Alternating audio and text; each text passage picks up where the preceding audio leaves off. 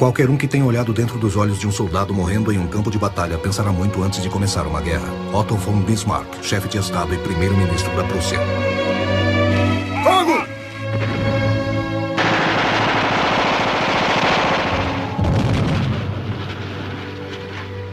Campo de batalha. Primeira Guerra Mundial, 1914-1918.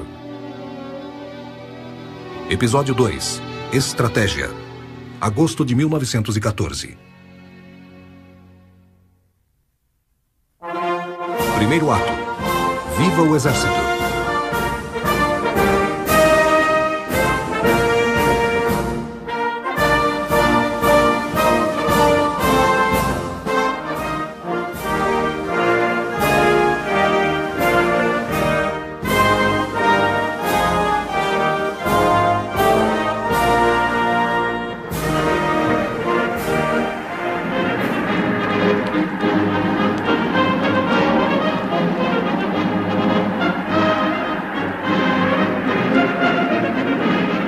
Os exércitos da Europa estavam se movimentando.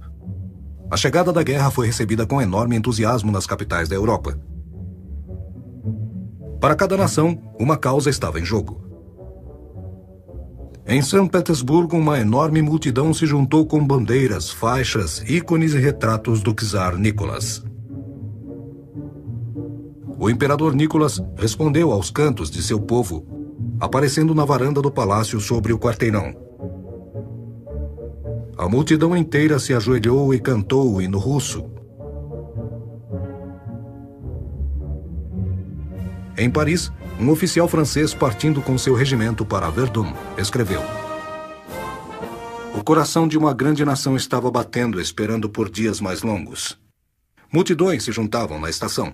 Atrás de cada barreira e cada janela por nossas estradas, gritos de Viva a França e Viva o Exército podiam ser ouvidos por todos os cantos, enquanto as pessoas balançavam lençóis e chapéus.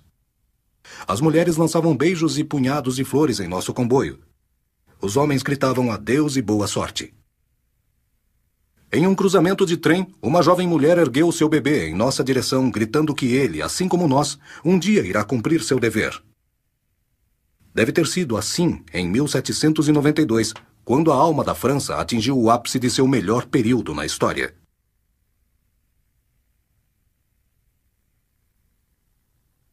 Em Berlim, o Kaiser apareceu ante o parlamento com um uniforme de exército cinza, para se direcionar à multidão. Eu não possuo mais nenhum conhecimento de partidos ou credos.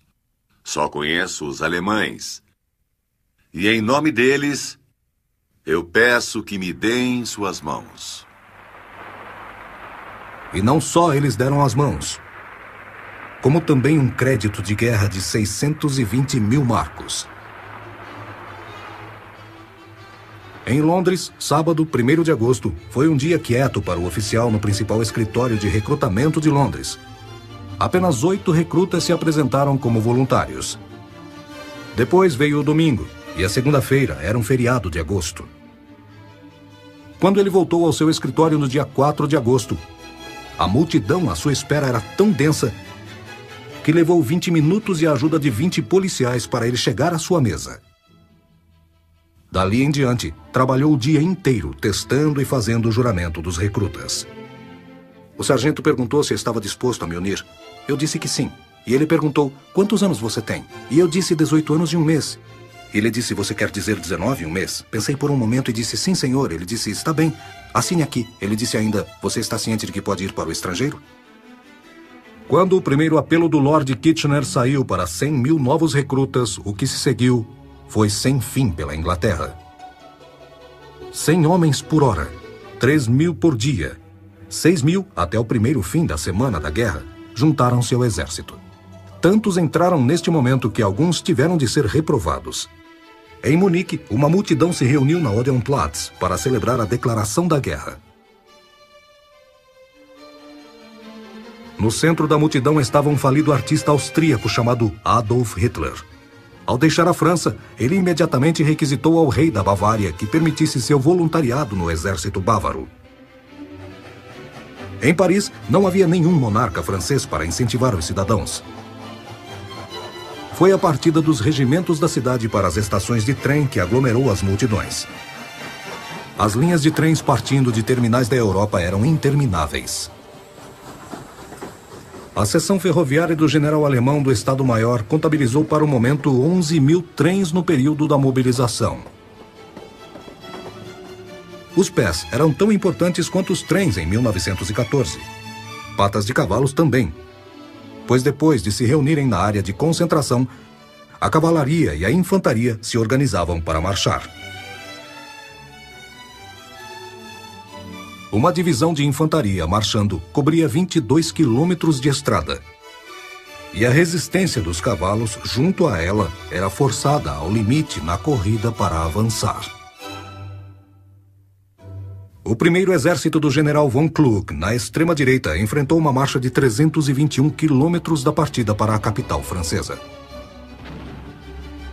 Antes de Paris, contudo, tinha Liège e Namur e as outras fortalezas dos rios belgas que impediam qualquer facilidade de travessia para um exército alemão à França. Segundo ato, Liège.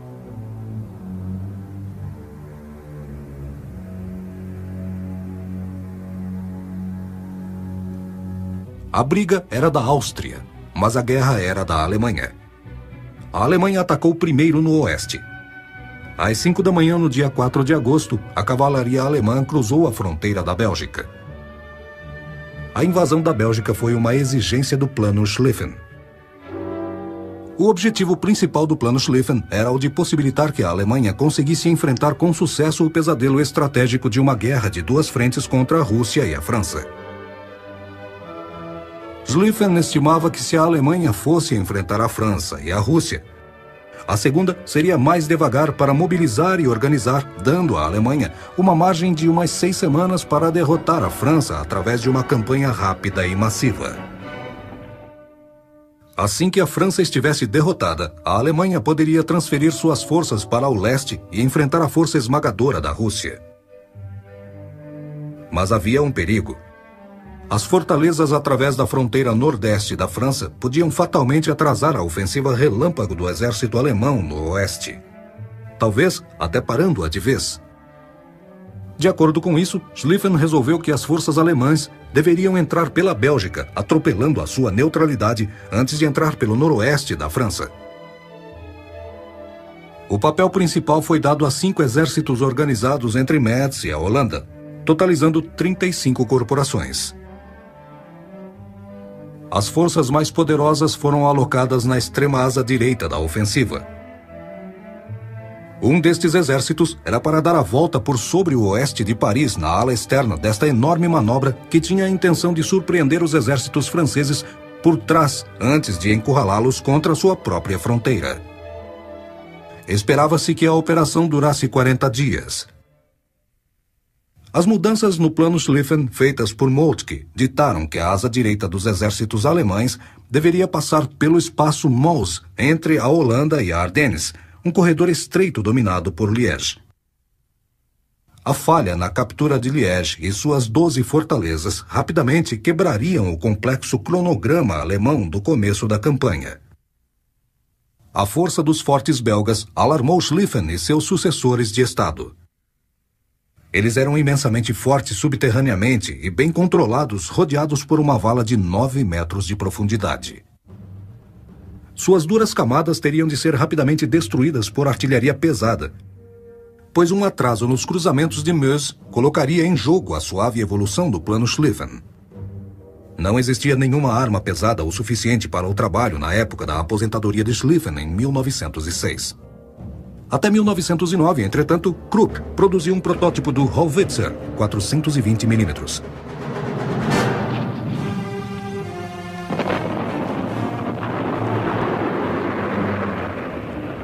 A companhia austríaca Skoda estava trabalhando no momento em um modelo de 305 mm. Ele tinha a vantagem de ser transportável em estradas.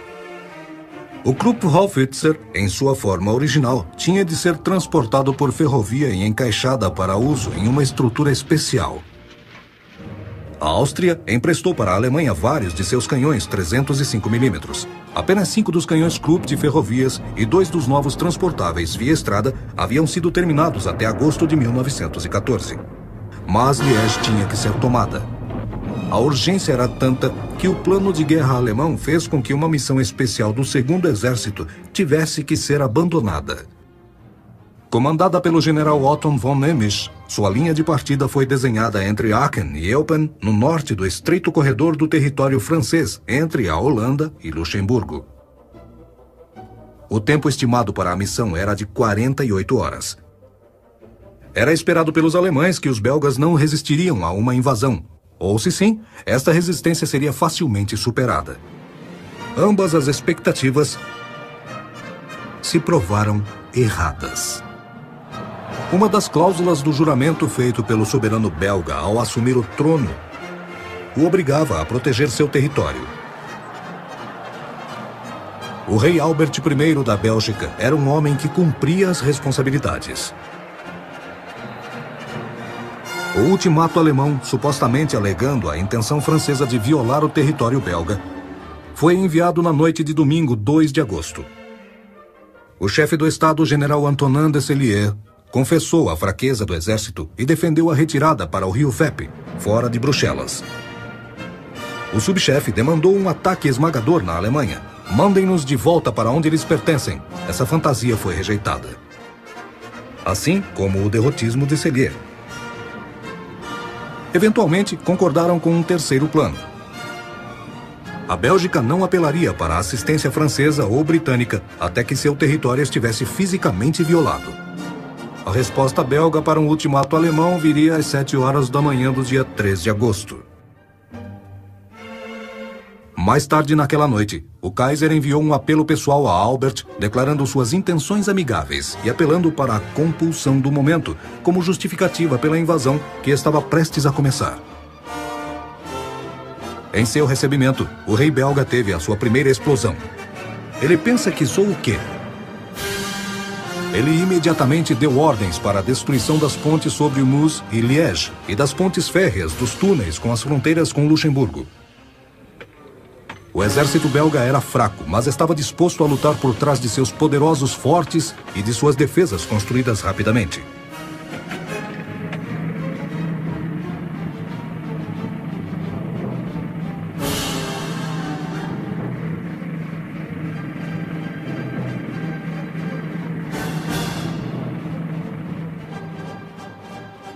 O rei também encarregou o comandante da fortaleza de Liège, o general Gerhard Lehmann, para segurar até o fim.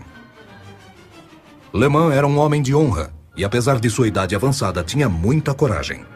Ele foi o primeiro verdadeiro herói da Grande Guerra e sua coragem foi testada quando ele enfrentou a mais poderosa força militar do mundo. O Meuse, que foi confiado a ele, é um rio poderoso. Em Liège, ele chega a uma profundidade de 137 metros. Ele não pode ser atravessado na frente de uma defesa determinada. Assim, descobriria Emich. Seus comandos entraram na Bélgica na manhã de 4 de agosto. Logo entraram sob fogo da cavalaria e das tropas ciclistas belgas. Apressando-se para Liège, os alemães encontraram as pontes em volta da cidade explodidas. As forças de serviço de Emich trouxeram 2 baterias de canhões Howitsers de 210 milímetros, os mais pesados disponíveis até que os monstros de Krupp pudessem ser apresentados. O bombardeio alemão nos fortes do leste se abriu logo em seguida. Quando a infantaria e a cavalaria tentavam avançar, encontravam seus caminhos bloqueados.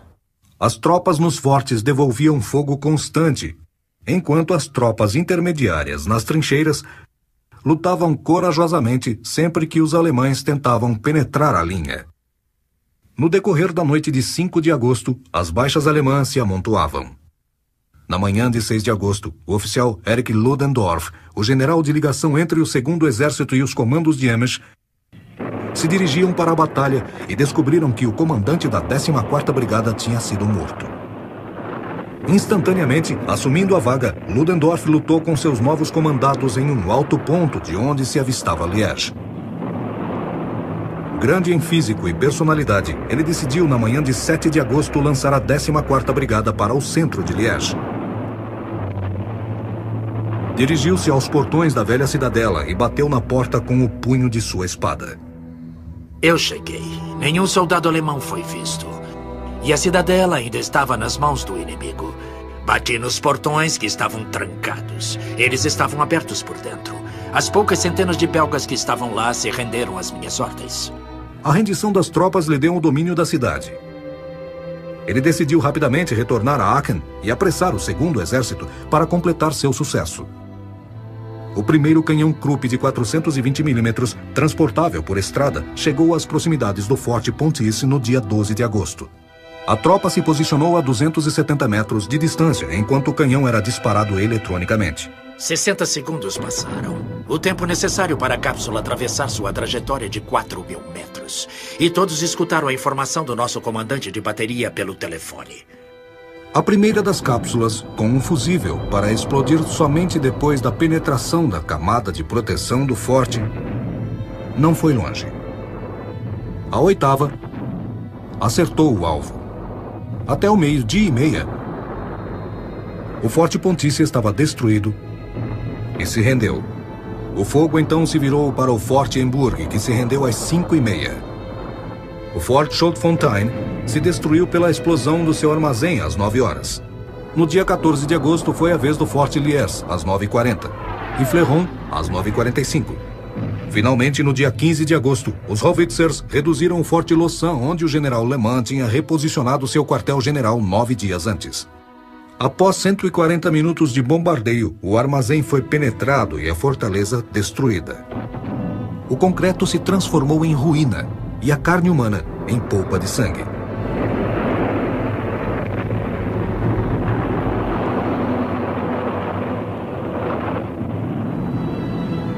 Entre as ruínas, o general Le Mans foi encontrado caído sem sentidos. Para Hamish, ele falou na maca em que seus capturadores o colocaram: "Eu quero que testemunhem que vocês me encontraram inconsciente." Os últimos dois fortes, Holon e Flemel, se renderam sem luta em 16 de agosto. Estas duas vitórias deram fim a uma confiança militar de 300 anos no comando das fortalezas. Liège tinha caído, mas longe ao sul o exército francês se movia. Terceiro ato. Batalha de Fronteiras.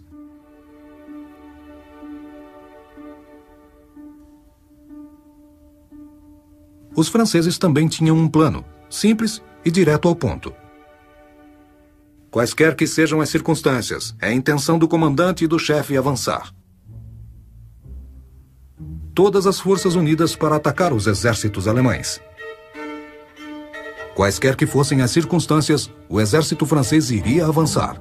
Quaisquer que fossem as circunstâncias, com força total. Quaisquer que fossem as circunstâncias, através das províncias de Alsácia e Lorena até o rio Reno. Quaisquer que fossem as circunstâncias, o orgulho francês marcharia. A infantaria francesa marcharia com uniformes vermelhos de 50 anos atrás. Dentre os uniformes da velha França, existia um toque da África, Zouaves da Algéria e Marrocos, e a famosa legião estrangeira. A cavalaria também avançaria, ainda usando os uniformes de Waterloo, ansiosos para destruir o inimigo alemão. Com uniformes tirados da história e ideias tiradas da ficção, o exército estava atualizado em um ponto. Ele tinha o melhor canhão do mundo, o de 75 milímetros. Flexível e móvel, ele era capaz de atirar 25 vezes por minuto.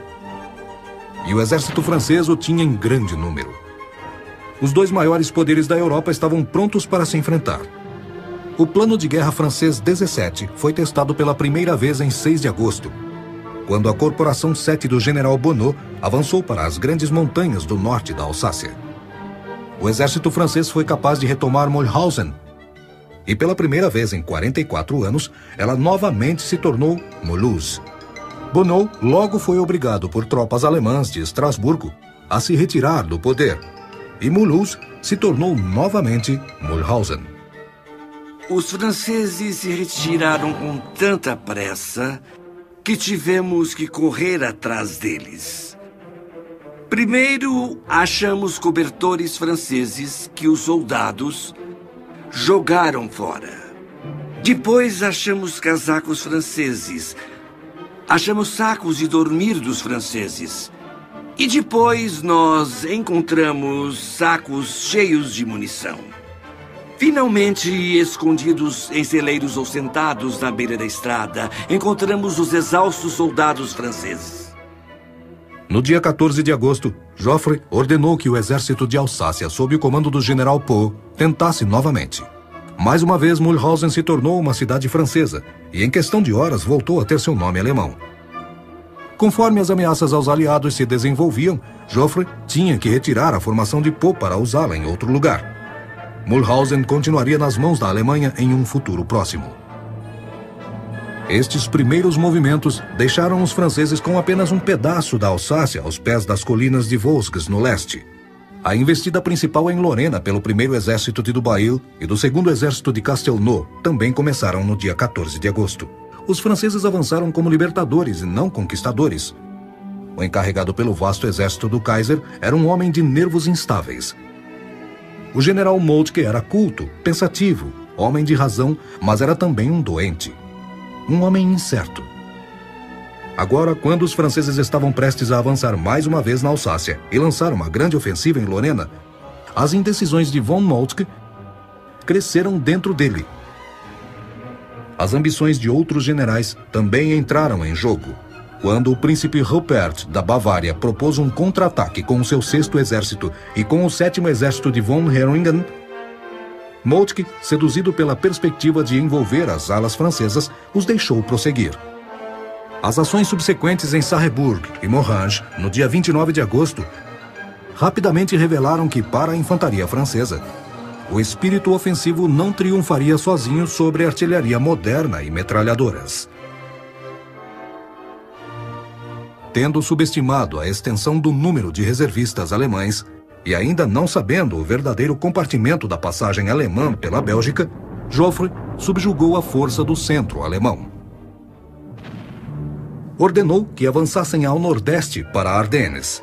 O 3º exército de Houfféry e o 4º exército de Langle de Carry se encontraram com as forças alemãs perto de Neufchâteau e Virton, 21 e 22 de agosto, e foram expulsos com muito sangue. Fomos abatidos como coelhos. Éramos ótimos alvos porque usávamos calças vermelhas. Deitávamos em buracos ou tentávamos cavar buracos, mas com aquelas calças vermelhas era impossível. Não podíamos fazer nada. Tínhamos que sair em retirada. Se os planos franceses pareciam ruir, as operações alemãs gerais de Moltke eram ainda menos certas do que as dos franceses. Em 17 de agosto, ele fez um esforço mal orientado para melhorar a movimentação da ala direita alemã, colocando Kluck sob ordens de Bülow. Até o dia 19, a verdadeira escala da força e movimentação alemã começou a despertar sobre Lanzerac, comandante do 5º Exército francês. Conforme se aproximava dos rios Sambre e Meuse, entre Charleroi e Givet, ele encontrou o 2º e 3º exércitos alemães avançando em sua direção pelo norte e leste através da Bélgica. Lanzerac viu que precisava agir imediatamente para evitar um desastre. Quarto ato. A Batalha de Mons.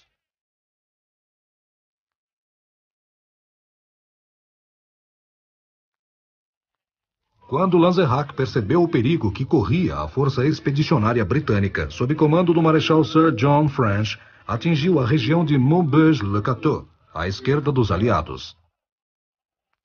Ao menos uma vez na história britânica, um exército estava indo para o campo de batalha com grande eficiência. 1.800 trens especiais os levaram aos seus portos de embarcação. Em apenas um dia, 80 trens chegaram às docas de Southampton.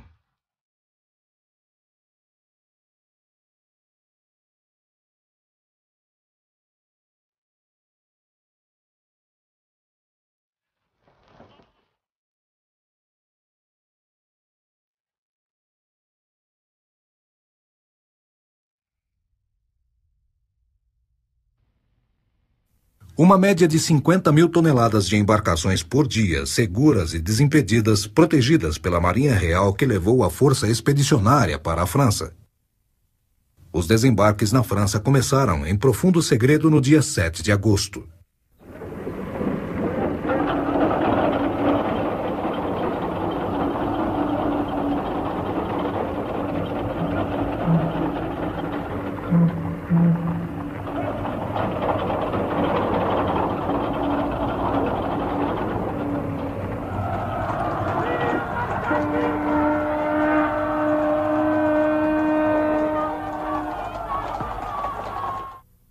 O Marechal Lord Kitchener, que foi nomeado secretário de guerra do Estado no dia 5 de agosto, temia que a concentração de seu exército poderia fazer com que a BIF fosse surpreendida pelas forças alemãs ao norte de Meuse.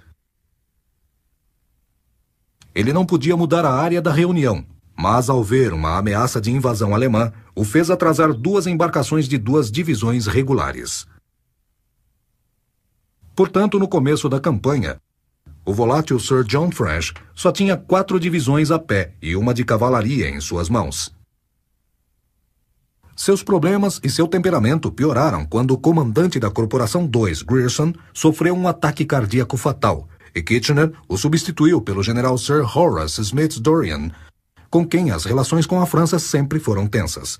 Depois de uma reunião tranquila, a BEF se movimentou à região próxima a Mons no dia 22 de agosto. Eles deveriam participar de uma ofensiva contra os aliados na Bélgica. Porém, logo ficou claro que a BEF estava diretamente no caminho do primeiro exército alemão. 750 mil homens descendo pelo Nordeste, depois que Lanzerak falhou em pará-los no rio Sambre. Cada dia, as corporações aéreas sobrevoavam a região. Alguns voos não encontravam nada, mas um sobrevoando o velho campo de batalha de Waterloo teve muita sorte. Nós encontramos a área inteira completamente coberta por bandos de uniformes cinzas e armamentos pesados, carregamentos de armas e munições que vinham em nossa direção. Realmente parecia que o local estava repleto de alemães. Voltando à base, o piloto apressou-se em direção ao Sir John French para falar o que havia visto. Eu lhe mostrei o mapa e ele disse, você esteve sobre esta área? Eu disse que sim, e expliquei o que tinha visto. Eles acharam muito interessante a princípio. Depois começaram a me olhar de uma forma estranha, então eu senti que eles perderam o interesse. Eles olhavam uns para os outros e balançavam os ombros.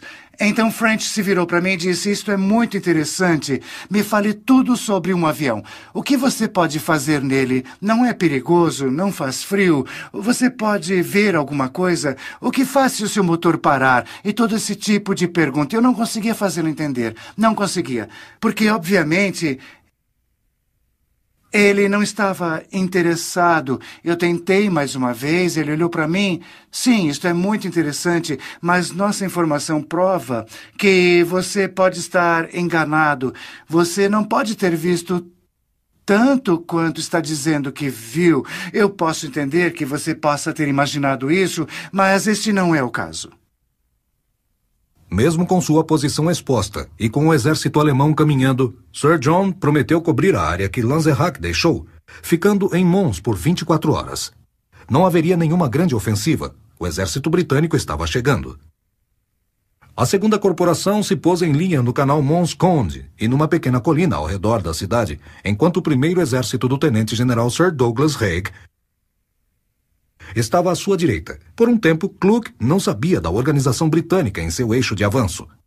Durante a nublada manhã de domingo, 23 de agosto, as corporações de Kluck correram para a posição da BEF. De repente, do nada, vimos uma cavalaria vindo em nossa direção.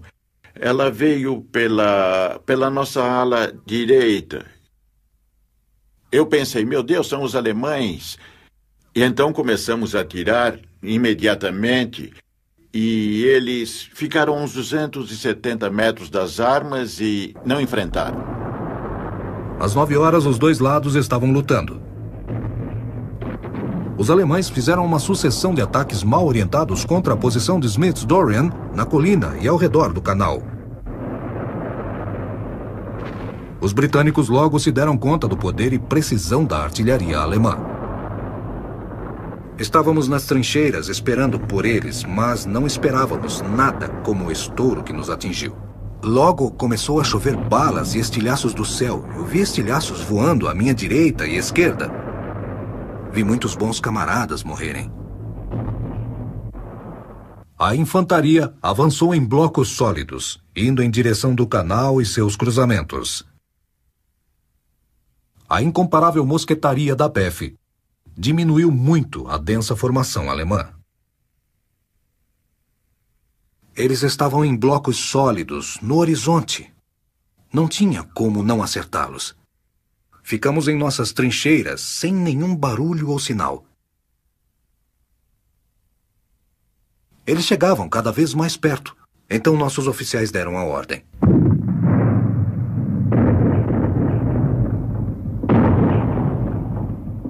Os alemães começaram a cambalear como bêbados que levaram uma surra. Depois tentaram fugir gritando algo em sua língua que não conseguimos entender. Pobres coitados da infantaria. Eles avançavam em companhias de 150 homens e caíam como moscas. A primeira companhia foi simplesmente dizimada por tiros a 600 metros. Com a sua formação desordenada, cada bala acertava 2 pessoas. Eles não tinham chance. Este foi um minuto louco. 15 rodadas de fogo de rifles mirados que só a infantaria britânica era treinada a fazer. Em Mons funcionou. Os alemães caíram. Nossa primeira batalha foi uma derrota pesada contra os ingleses. Os ingleses de quem ríamos. Bem entrincheirados e completamente escondidos. O inimigo abriu um fogo assassino.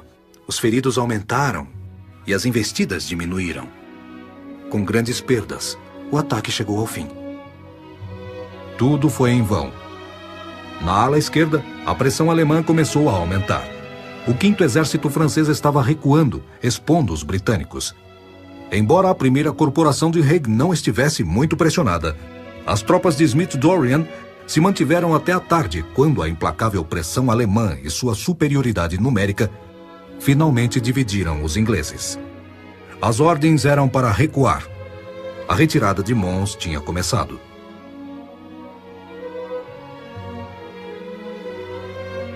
Estávamos decepcionados quando recebemos a ordem para sair da batalha, para nos retirar. Não é uma coisa fácil de se fazer. É fácil entrar em uma batalha, mas é difícil sair dela. Entretanto, colocamos uma cortina de fogo entre nós e os alemães, o que permitiu que a infantaria e a cavalaria conseguissem fugir. Após alguns truques de guerras pequenas, os veteranos ingleses sabiam como escapar no último momento. Assim, a primeira corporação recuou a uns 3 quilômetros das posições pré-selecionadas. A BEF se apresentou bem em sua primeira batalha importante, deixando o 1º Exército de Kluck na Bahia a maior parte do dia. A maior parte dos 1.600 ingleses feridos eram da 2ª Corporação. Aí vinham os alemães. O plano Schlieffen ainda estava dentro do tempo e do alvo. Naquela noite, a ameaça ao 5º Exército francês próximo a Dinant fez com que Lanzerak se retirasse sem consultar Joffre ou os britânicos. A BEF não tinha alternativa senão se conformar com Lanzerak. Toda a linha aliada estava em retirada. E milhares de pessoas desabrigadas e apavoradas se juntavam aos exércitos nas estradas para o oeste. 5º ato. Retirada.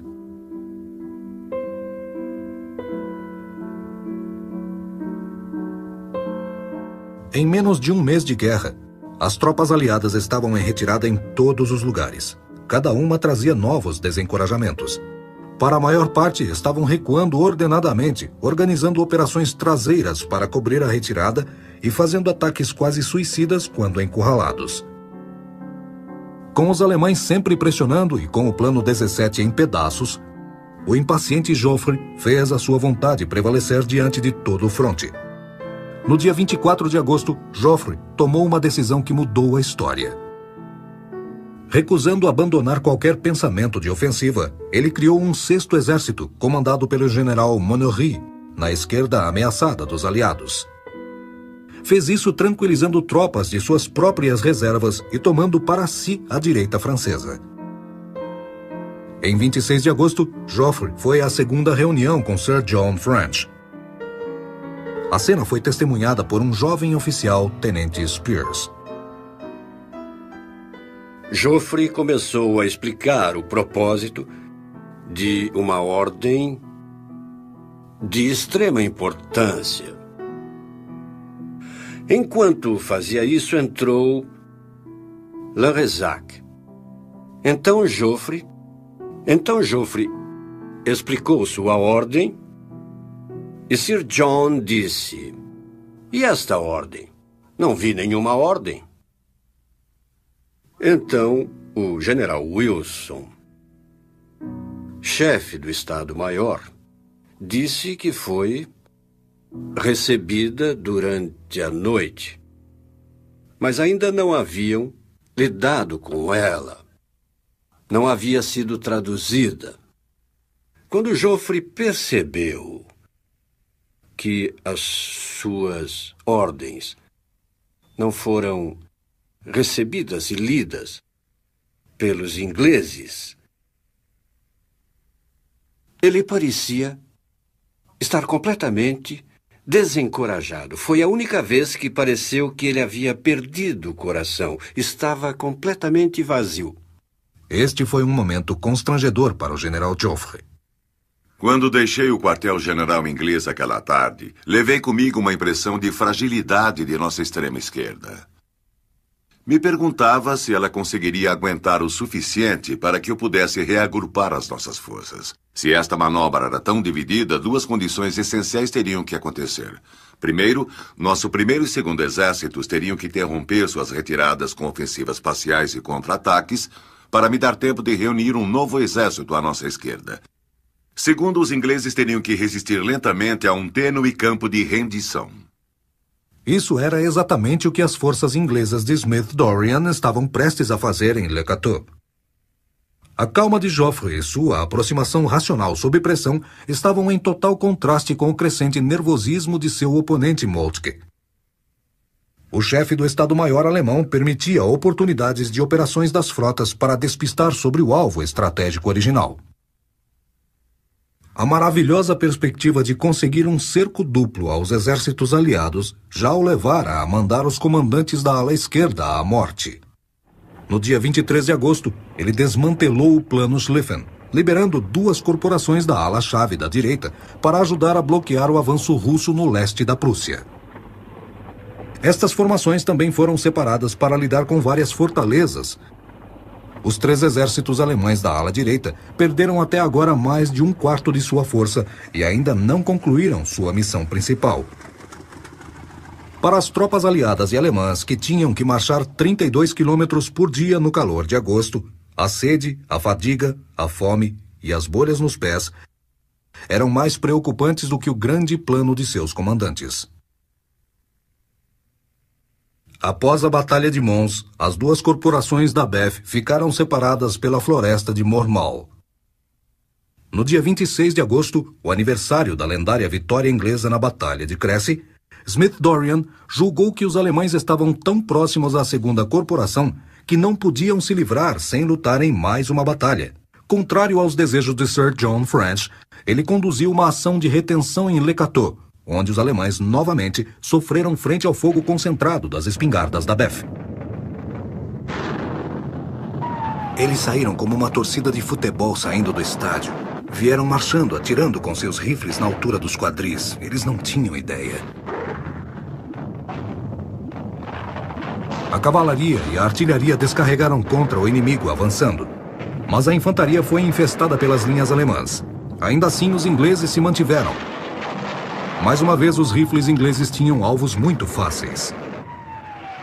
Nós tínhamos nossas cabeças cobertas quando a trincheira, a 1.200 metros, se infestou de alemães em seus uniformes cinzas.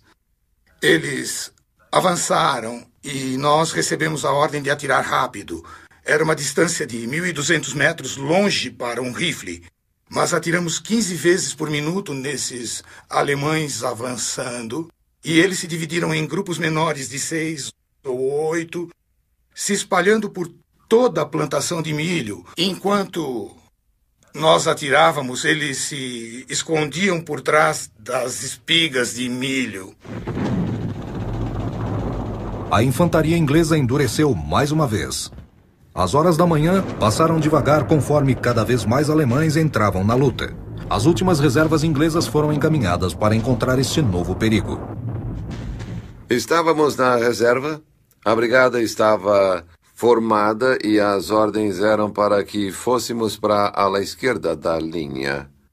Marchamos 6 quilômetros para a esquerda da linha, passamos por uma vila, a qual não me lembro o nome, e encontramos Smith Dorian, que estava na porta do quartel. Ele acenou para nós e disse: "Acho que estamos retardando vocês. Não vamos precisar de vocês aqui. Tudo vai ficar bem."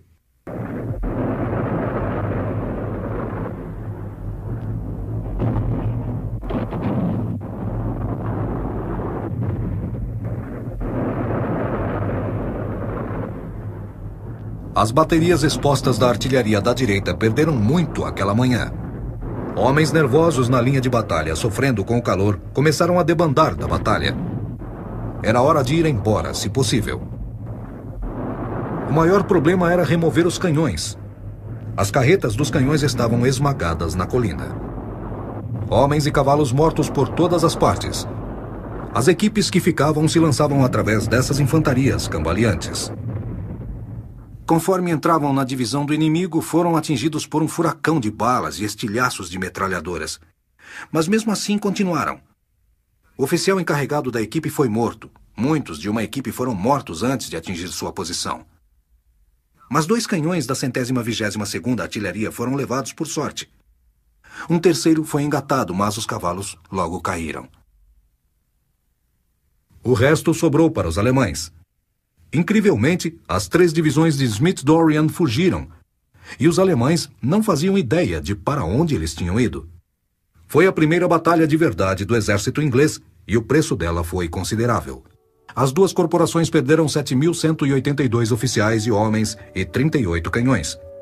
Agora estavam novamente em retirada. Cansados e sujos, mas por conta de um momento oportuno, eles conseguiram continuar sua retirada relativamente em ordem. Marchamos e marchamos, dia após dia, com pouca comida. Havia comido minhas rações de emergência, tínhamos uma lata de carne e eu já tinha comido também, portanto, tínhamos muita fome. E, ocasionalmente, quando podíamos, bebíamos um pouco de chá.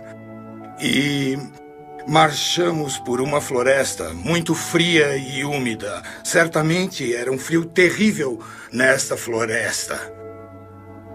E assim marcharam, por estradas cobertas de poeira. Através do calor do dia, marcharam 48 quilômetros para o sul até Somme. Vi a infantaria lá com os pés sangrando. Vi a infantaria sem as botas, com os pés enfaixados.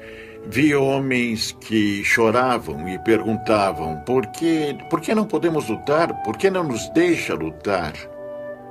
Era uma visão do desespero. Soldados com os pés doendo e civis amedrontados em uma única massa de humanidade. E este desespero começou a atingir o comandante Joffre. Era uma coisa muito estranha de se ver.